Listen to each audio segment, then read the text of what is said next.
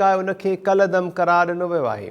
अहम ख़बर अवां सां शेयर कयूं पिया। मरियम नवाज़ ख़िलाफ़ एवनफील्ड रेफरेंस में सज़ा ख़िलाफ़ अपील जी अॼु ॿुधणी थी इस्लामाबाद हाई कोर्ट में, जंहिंखां पोइ अदालत इन ते फ़ैसिलो महफ़ूज़ करे वरितो हो ऐं मुख़्तसर फ़ैसिलो हिन वक़्तु जारी कयो वियो आहे। मरियम नवाज़ ख़िलाफ़ 7 सालनि जी सज़ा खे कलदम करार ॾिनो वियो आहे। इन एवनफील्ड रेफरेंस में मुस्लिम लीग नून जी मरकज़ी नायब सदर मरियम नवाज़ ऐं कैप्टन रिटायर्ड सफ़दर खे बरी कयो वियो आहे। ब्रेकिंग न्यूज़ अवां सां शेयर करे रहिया आहियूं। इस्लामाबाद हाई कोर्ट मरियम नवाज़ जी सज़ा ख़िलाफ़ अपील मंज़ूर करे वरिती आहे। अदालत महफ़ूज़ कयल फ़ैसिलो ॿुधाईंदे मरियम नवाज़ जी 7 सालनि जी सज़ा कलदम करार ॾेई छॾी आहे। एवनफील्ड रेफरेंस मां मरियम नवाज़ ऐं कैप्टन रिटायर्ड सफ़दर खे अदालत बरी करे छॾियो आहे।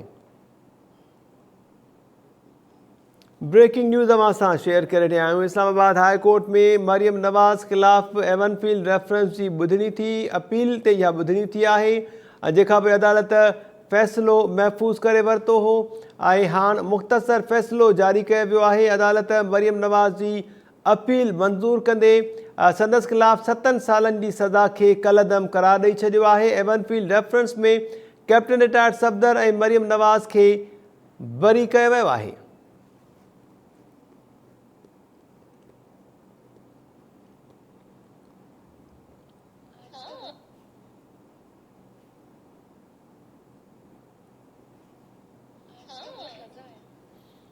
ब्रेकिंग न्यूज़ अवां सां शेयर करे रहिया आहियूं। अदालत मरियम नवाज़ जी 7 सालनि जी सज़ा कलदम करार ॾेई छॾी आहे। अहम ॿुधणी जेका आहे उहा थी अॼु इस्लामाबाद हाई कोर्ट में मरियम नवाज़ ख़िलाफ़ एवनफील्ड रेफरेंस में सज़ा ख़िलाफ़ अपील ते इहा ॿुधणी थी ऐं ॿुधणीअ खां पोइ अदालत फ़ैसिलो महफ़ूज़ करे छॾियो हो। अदालत जो इहो चवणो त इन मामले में मुख़्तसर फ़ैसिलो अॼु ई जारी कयो वेंदो ऐं हीअ अहम ख़बर अवां सां शेयर करे रहिया आहियूं त अदालत मरियम नवाज़ जी एवनफील्ड रेफरेंस में 7 सालनि जी सज़ा खे कलदम करार ॾेई छॾियो आहे। अदालत एवनफील्ड रेफरेंस मां मरियम नवाज़ ऐं कैप्टन रिटायर्ड सफ़दर खे बरी करे छॾियो आहे।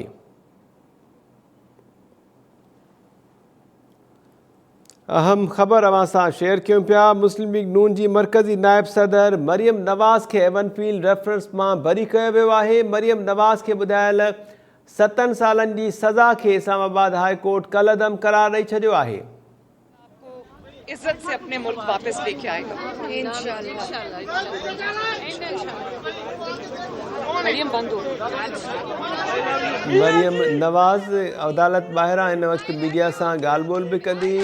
मरियम नवाज़ अॼोकी ॿुधणीअ दौरान अदालत में पेश थी, जंहिंखां पोइ अदालत इन ॿुधणीअ ते फ़ैसिलो महफ़ूज़ करे वरितो ऐं ॿुधायो वियो त 10 खां 15 मिंटनि खां पोइ मुख़्तसर फ़ैसिलो अॼु ई जारी कयो वेंदो, जेको हिन वक़्तु साम्हूं अची चुको आहे। मरियम नवाज़ ऐं कैप्टन रिटायर्ड सफ़दर खे एवनफील्ड रेफरेंस मां अदालत बरी करे